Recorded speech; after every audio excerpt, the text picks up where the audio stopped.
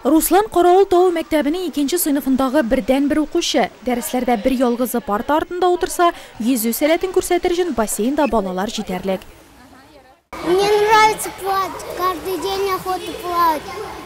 Йөзәргә яратам, һәр көнне йөзәсем килә. Тик моның өчен җәйне көтәргә кирәк. Ә минем бик тә йөзәсем килә. Әнием һәм укытучы апам бирегә җибәрделәр.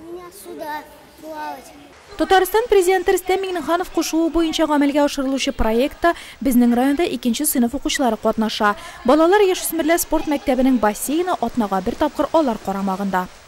Теориялешен мәктәпнең дәресләрдә үтәбез, физкультура дәресләрендә үтәбез. Ә менә практик элеше безгә бигрәк тә кирәк. Авыл мәктәпләрендә, авылларда гизәргә урын юк, елга да юк. Бер кичкенә күлебез бар. Башка вакытта балалар шунда барып иренәләр, зурраклар, әкчәкләр инде белмиләр йөзә, бик йөзәселәре килә. Бу проектны бик хуплыйм мин. Аны тагын бер класс кына түгел, башка класс балаларында аласы. Бикүле һәм Каравыл тау мәктәпләреннән тыш суда Иске Чаллы, Киекле, Кизлә, Чулпан мәктәбе укучылары да чупырдый.